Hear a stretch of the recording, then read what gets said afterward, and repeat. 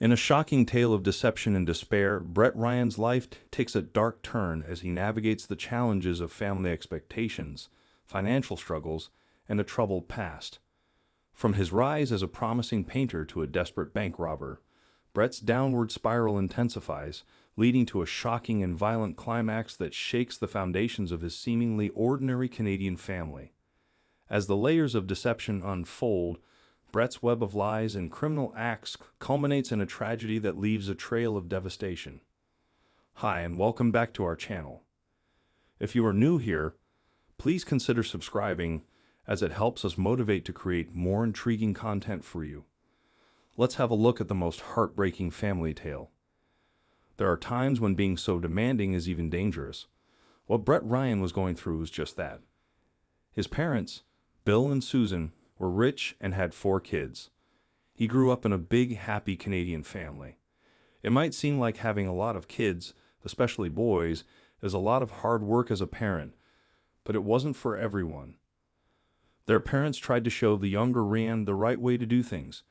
In addition to his well-known job at the Toronto Star daily newspaper, their dad was interested in many things like sports, yoga, and psychology. In terms of Susan, she worked very hard, and the whole family was dependent on her. She not only spent time with her husband and kids, but she also took great care of a big house in a nice part of Toronto. And they did all of this without the help of farmers or craftsmen. People living nearby paused to admire the large, flower-filled yard. It seemed Brett wasn't the family favorite. However, Susan treated everyone equally. From an outsider's perspective, it might appear that Brett got into trouble less often for following the rules. He was always able to get out of trouble, even when there was a lot of proof that he was involved. He found a way to show that he wasn't fully involved, and it's amazing how that skill helped him make a lot of friends. Yes, Brett had a lot of friends at school. Each person wished to be friendly with him or at least be able to hand him a hello. Brett went to college after high school. Just like his bigger brothers, Brett always aimed to be better than his brothers, so he put an ad in the newspaper offering to paint people's homes and fences in Toronto. Things were going great at first. He had his first dollar. In fact, Susan was so proud of her son that she always used him as an example for other people. Making this much money from a part-time job is one thing, but quitting college and spending all your spare time on trivial activities without learning anything is quite another. Yes, Brett did drop out of college eventually. For the first few years, Brett felt sure of himself around his bigger brothers, Christopher and Leland. But once they graduated and got jobs in their fields, Brett's authority started to fade. Christopher worked as a transit officer for the city of Toronto, and Leland became an artist and designer for the family. After school, they moved out of their parents' house. Brett stayed with his father, mother, and younger brother, who went to a school for bright kids, so he wouldn't have to spend some of his money on rent. Brett was getting more and more desperate as the years went by because he couldn't pay off his bills. He fell into sadness. Brett owed more than $60,000 by 2007, when he was 26 years old. People thought Brett was smart, but he didn't know how to use his brain. He didn't show how bad he was either. He always had a smile on his face, helped everyone, and took part in charity work. His soul was such a huge black hole that no one could believe it. At last, the moment came when there was nothing that could be done officially. Brett did not have any work around the house or paint the house on October 28, 2007. In the autumn, orders are always very hard to come by. Everyone who wanted to had painted their homes in the summer or spring. Winter was coming, so you shouldn't expect to make a lot of money. Brett put on all the old clothes in his room, like a hat, a long jumper that his older brother had given him, and a scarf that his mom had knitted. The scarf was way too long. Brett had never worn the scarf before, but it came in handy at last. It fit around his face just right, leaving a small opening for his eyes. He then walked to the bank on the edge of his neighborhood. He walked funny on his right foot while holding a big folder. Brett waited his turn at the bank. When an employee finally called for him, he went up to her and told her in a low voice that he had a gun on him. She was also told to take all the money out of the bank's cash register and give it to him. If she didn't, he said he would shoot her and kill her first. The girl, whose hands were shaking, gave him all the money in the cash register. Brett left the building quietly so as not to draw attention to himself to the guards. He ran away when he was out in public. He made a list of the money he had taken. A little over $1,000 wasn't much. He would have to rob about 60 banks to pay off his bills. It sounds great, but there was no other way out. The new thief didn't show up at home for a few days because he thought the police would still be able to catch him. He drove all night in his car because he had an order in a nearby town, which he told his mother. Brett would sneak up on his house every once in a while to see if there was a police car in the woods. It wasn't loud. He wasn't being looked for. Yes, that's good. He's going in the right way. After the first theft, there were 2 more, then 3, and finally 4. Brett always wore a different outfit. He no longer wore his old clothes. Either bought them used or found them in the trash. He burned the used clothes after the crime. A shop that sold costumes for parties is where Brett also bought a beard. The bank workers he threatened always noticed his beard and afterwards said that the attacker was a man with a beard. Many stories were written about the bearded robber in Toronto newspapers, but the robber never made a lot of money from heists. $3,000 was the most that could be stolen. Brett finally made a mistake. He was followed all the way home by the cops after seeing his car on surveillance footage. At that point, they still didn't have any clear proof that he was guilty. It was chosen to just keep going after the subject. It was like Brett knew he was being watched from the outside because he didn't steal anything for 15 days. Before that, there were only 3 or 4 days between crimes, so the police thought they were looking in the wrong place and wasting their time by suspecting someone who wasn't guilty. But finally, good luck came their way. Brett left the house, got into a car, and then changed into a different, stranger outfit and got out of the car near the bank. He went into the branch and stayed there for a while. When he came out, the police were waiting for him with handcuffs and news that the much-talked-about bearded robber had been caught. Brett was being looked into for 7 months. It was charged against him to rob with a gun. Even with a gun permit, the bearded robber always approached the bank empty-handed. He didn't even have a knife with him. He was told he was guilty on 19 counts and sent to jail. After that, Brett and his family made several appeals. This had an effect. Only 8 of the 19 counts were confirmed. Though Brett didn't stop there. As soon as he had the chance to ask for release, he did so. Brett asked that the fact that he was severely depressed from 2 failed relationships and had a lot of debt be taken into account when he committed these crimes. But he also said again that he didn't bring any weapons to the crimes and wasn't trying to hurt anyone. His comments were taken seriously, but he had to meet with a counselor in order to get out of jail early. It was good for Brett that the lessons helped him. Although he was in jail, he didn't talk to his family. Now that he is out, he has taken a step towards getting closer to them and fixing things with them. The commissioners recognized the good changes, so on November 24, 2010, Brett was set free. The young man worked so hard for freedom, but it turned out to be even more bitter and hard than before. What did Brett do before? A painter who has a lot on his mind. What was he doing now? Brett, who robbed the bank, is an ex-con with a very bad past. He was never hired by a business, and people who hired him to paint houses turned him down as soon as they saw the suspicious beard. Also, Susan's neighbors, the same ones who used to visit and compliment her yard, started to spread some bad rumors. The Ryan family sold their house quickly and moved to Scarborough. Susan got back to working in her new yard, and Brett did get a job with a trading company, but the pay wasn't great. His folks also gave him money to help pay for his college education again. Brett kept seeing the counselor, and every time, the expert told him the same thing. Don't cut ties with your family. What the doctor said worked really well.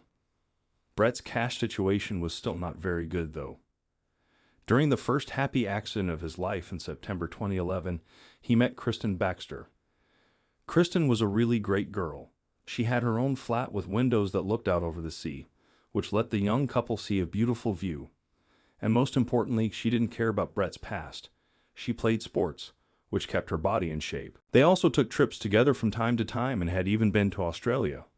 While Brett was seeing the girl, his parents were very happy about his bond with her. They were also sure that their son would finally grow up and find his place in society, and Kristen would do everything she could to help him do that.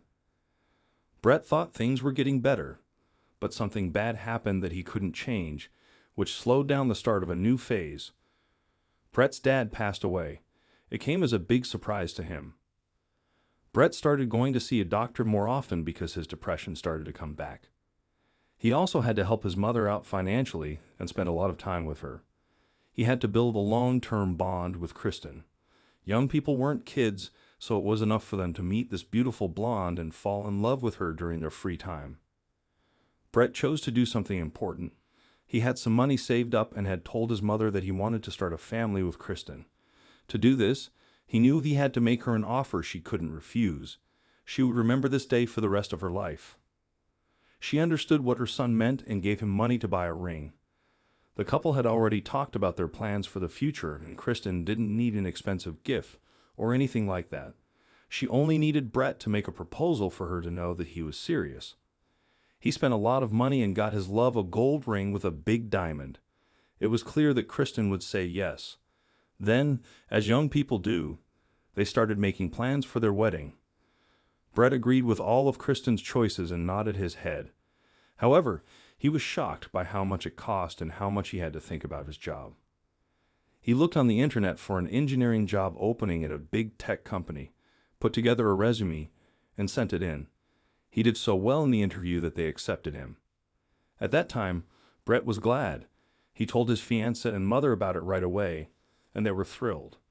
He then asked them for money to buy himself an expensive suit for work. Once more, his mother did not say no to her son. Brett got a call from the company after the suit was already bought to say they had to turn him down because the security service knew about his crime past. Brett felt like thunder hit him. Right away, his mood started to get worse, and he finally gave up. If no one wants to hire a criminal even after being corrected, why waste time on these endless interviews while you wait for answers? The most important thing is, why study? Brett thought that the money his mother and older brothers gave him for college should be used for his wedding to Kristen, so that's what he did. Brett was back in the position he had just gotten away from. Not only did he not tell his counselor, but he also did not tell his family that he had quit college. He also didn't tell anyone that an engineering job had turned him down. He dressed up in a shirt, tie, and suit and went to paint houses. On the way, he changed clothes and told his family that he was working in an office. Brett also constantly shared photos from the office or business events on his social networks. These photos were taken from the internet, of course. Also, when he was with his family, he often claimed that his phone was ringing and he had to get to work right away. No one would have thought Brett was just a normal painter because he was so good at getting dust in their eyes. Brett was going to get married in September 2016 after being with Kristen for 5 years. Even more, he agreed to rent a fancy restaurant where each person would have to pay $100. Brett finally took matters into his own hands, got a great job, moved into a nice flat, and married a beautiful woman. This made the whole Ryan family very happy. But they didn't know that Brett's lies had gone too far and there was no way out without getting hurt. The wedding was coming up in just 1 month, and the event needed money to be spent on it. It happened over and over again. Our hero borrowed money from his mother. When he realized she could no longer help him, he told her she had to get a better job. Another thing he did was plan a bachelor party for August and asked all of his brothers and friends. Even though the shock was about to go off, Brett still chose to tell his counselor everything.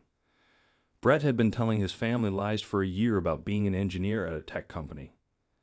The counselor felt bad that the guy he had been seeing for a long time had gone off the rails again. He told Brett that he only needed to tell his mother the truth. Brett put it off for a long time and thought about it for a long time. His mom was so mad because she had spent so much time telling everyone what a great kid she had. Brett had to tell Kristen everything too, because she would keep quiet if he didn't. Her son was also told that his brothers already knew what was going on and were on her side. Because it was so hard for him to tell his mother the truth, Brett couldn't do that. He also couldn't tell Kristen about his lies. He did know that the wedding wouldn't happen because he lied about it being less than a month away. It would have been better for Kristen to know everything ahead of time, but he didn't say anything. Brett's plans weren't clear, and he couldn't help but worry that his mother would really tell his fiancée everything, which would mean that the scandal would have to happen. Before he realized it wasn't his mother calling, Brett jumped every time Kristen's phone rang. He even stopped breathing until he realized it was a friend of his future wife calling to ask about her wedding plans and give her advice. He finally found a way to forever shut up his mother. Brett was not allowed to have guns after being found guilty of stealing. To carry out his plan, the boy thought that a crossbow would be best. Besides, it's a pretty quiet way to kill someone. His late father liked to shoot targets with a crossbow in the yard. He also showed Brett how to shoot. He did hit the targets well, but his late father probably didn't think he would use that skill in that way. The crossbow and arrows were bought by Brett at a sporting goods shop. He then hid them in Susan's garage behind some construction waste. He planned what he thought was a clever way to make up an excuse. He put a timer on the fan and tied a spoon to it. The fan turned on when the timer went off, and the spoon moved across the keyboard. It must have looked like Brett had been at home all day watching movies and leaving comments on them. Early on August 25, Brett put on some strange clothes that covered his face. He then left the house through the back door to escape the security cameras and took the train to his parents' house to get rid of anyone who could hurt him and Kristen for good. Susan was shocked when her son showed up out of the blue.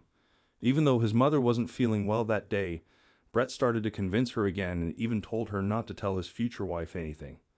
The mother flatly turned him down.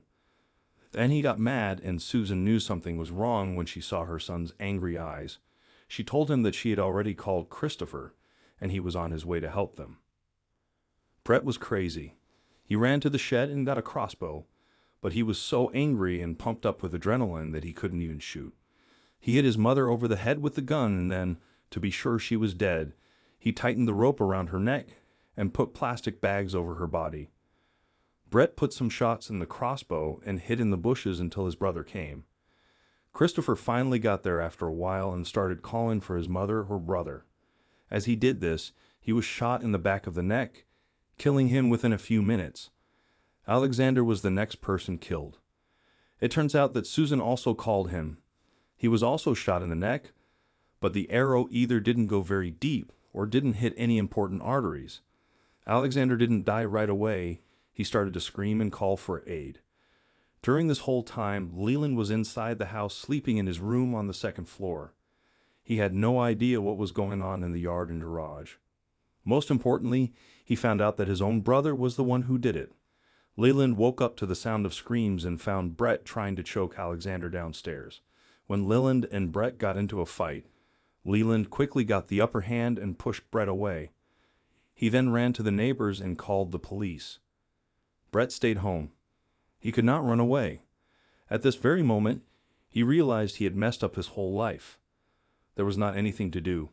When the police arrived at the scene of the crime, they saw Brett, who was badly hurt, sitting next to his brother Alexander, who was also badly hurt but still living. Alexander would later die in the hospital. Brett himself told the police officer to put handcuffs on him and take him to the station, where he would tell them everything. It was also hard to help his mother, he said, because her body was hidden under boxes in the garage. Brett told the police officer and then the judge that he didn't mean to kill Susan.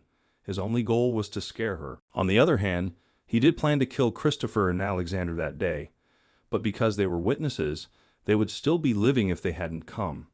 When he was depressed, he tried to explain away everything, just like he did almost 10 years ago. It didn't change his punishment, though. Even though the judge knew Brett admitted to everything and didn't cause any problems for the police, he still gave the young man 3 life terms, 1 for each murder, with a chance to get out of jail in 2041.